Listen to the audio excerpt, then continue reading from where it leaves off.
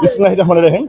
৪৭তম জাতীয় বিজ্ঞান ও প্রযুক্তি সপ্তাহ এবং বিজ্ঞান মেলা ২০২৬ উপলক্ষে এই ক্ষুদে বিজ্ঞানীরা যে কত ধরনের জিনিস আবিষ্কার করেছে এটা না দেখলে মিস করবেন। আজকে আমি একটা ছোট্ট একটা স্টলে আছে আর কি, একটা ছোট্ট একটা সামিনার নিচে আছি।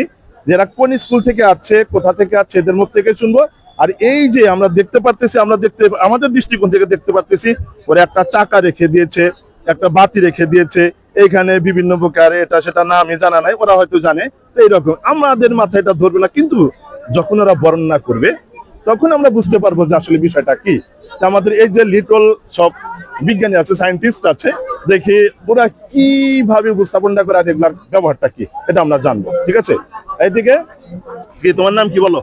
শাহজাহান আফরিন রুহি। আর তোমার নাম? ত্রিপর্ণা মণ্ডল জ্যোতি। তোমার নাম? ফারজিয়া কামাল। আর ম্যাডামের নামটা একটু বলেন। বিনোদন সরকার। আচ্ছা, এখন তোমাদের ম্যাডামকে বেশি কোশ্চেন করবো না, ম্যাডামকে বেশি বিরক্ত করবো। এখন তোমাদের স্কুল কোথা থেকে আসছো, তুমি সুন্দর করে হাতে নিয়ে সুন্দর করে উপস্থাপন করো না। আমরা বানিয়াগাতি সীতানাথ একাডেমি বেলকুচি থেকে এসেছি। আমাদের কাছে মোট 4টি প্রজেক্ট আছে। এর প্রথমটা হচ্ছে ক্লাব সুইচ। এটা এমন একটি সিস্টেম যা মানুষের হাতের তালিকা শনাক্ত করে সেই অনুযায়ী একটি লাইট অন বা অফ করতে পারে। হাতের তালি দিয়ে একটা, হ্যাঁ, এটা কানেক্ট করতে হবে। এটাতে দাও, এটাতে কানেক্ট দাও। হ্যাঁ দাও দাও, ধীরে ধীরে, সমস্যা নাই। তো উত্তেজিত হয়ে না, একদম নট এক্সাইটেড একটু। হ্যাঁ, আমি হাতে তালি দেবো, দেবো তো? হ্যাঁ, এইখানে না জ্বলে উঠবে তো? দুইটা পরপর দিবা, হয় না তো? আর জ্বলে উঠছে। আর থ্যাংক ইউ ভেরি মাচ। সুন্দর জিনিস যে আবার বন্ধ হয় না। ঠিক আছে, আসলে ভালো লাগলো যে অ্যাস্ট্রনিস্ট হয়ে গেলাম, যে হাতের তালিতে বাতিটা জ্বলে উঠলো, আবার ডাবল হাতের তালিতে বাতিটা নিভে গেল। খুবই সুন্দর আবিষ্কার। পরেরটা তুমি বর্ণনা করো। এটা হচ্ছে anti sleep alarm for drivers. এই ব্যবস্থায় গাড়ি চালাতে চালাতে যদি কোনো ড্রাইভার ক্লান্তির কারণে 2 থেকে 3 সেকেন্ডের বেশি সময় চোখ বন্ধ করে রাখে, তাহলে এই সিস্টেমটি স্বয়ংক্রিয়ভাবে একটি অ্যালার্ম বাজিয়ে তাকে সতর্ক করে দেবে। এবং এরপরেও যদি সে চোখ না খোলে, তাহলে এই সিস্টেমটি অটোমেটিক ভাবে গাড়ির চাকা বন্ধ করে দেবে, যার ফলে কোনো দুর্ঘটনা ঘটবে না। ওটা একটু বর্ণনা করো। আচ্ছা, এটা হচ্ছে automatic street light control system. এই ব্যবস্থায় যখনই কোনো গাড়ি বা মানুষ রাস্তায় আসবে, তখন এই সিস্টেমটি অটোমেটিক স্ট্রিট লাইট গুলো জ্বালিয়ে দেবে, এবং যখন সেই গাড়ি বা মানুষটি এর রেঞ্জ পার হয়ে চলে যাবে, তখনই এই সিস্টেমটি আবার লাইট গুলো বন্ধ করে দেবে, ফলে অযথা বিদ্যুৎ অপচয় হবে না।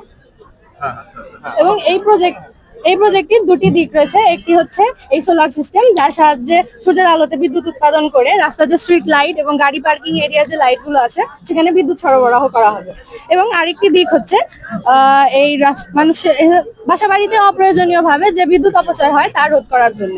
এই ব্যবস্থায় কোনো বিদ্যালয় বা বাসা বাড়িতে যখনই কোনো রুমে কোনো ব্যক্তি প্রবেশ করবে, তখন এই সিস্টেমটি তার মুভমেন্ট শনাক্ত করবে এবং সেই অনুযায়ী ফ্যান বা লাইট, এখানে শুধু লাইট কানেক্ট করা হয়েছে, লাইটটি জ্বালিয়ে দেবে, এবং যখন সে রুম থেকে বের হয়ে যাবে, লাইটটি আবার অটোমেটিক বন্ধ হয়ে যাবে।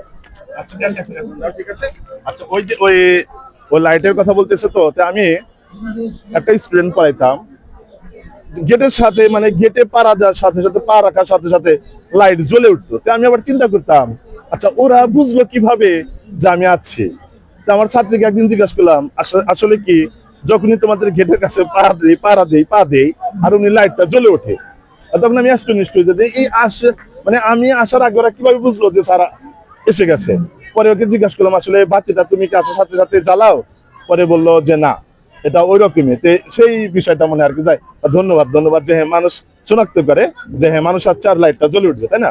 তো এখন এই যে ওই আমাদের ক্ষুদে বিজ্ঞানীদের আবিষ্কারটা খুব ভালো লাগলো। ঠিক আছে, আর কি ওদের জন্য দোয়া করি, ওরা আরো বড় থেকে অনেক বড় হোক, আরো মানে ইউনিক জিনিস আবিষ্কার করুক, নাকি? এটা সবাই তো চাই নাকি? ওরা নতুন নতুন জিনিস মানে ইনভেন্ট করুক আর কি, আমরা এটা চাই। যাই হোক, ওদেরকে অনেক অনেক ধন্যবাদ যে ওরা এই অক্লান্ত পরিশ্রম করে সুন্দর করে, যে ওদের সাহস আছে যে মানুষের সামনে যে সুন্দর উপস্থাপনটা করতে হয়, এই অ্যাবিলিটিটাও কিন্তু ওদের আছে। তো ওদের জন্য দোয়া করি, আর ওদের জন্য একটা ছোট্ট একটা হাততালি দিই। ঠিক আছে, পজ করো।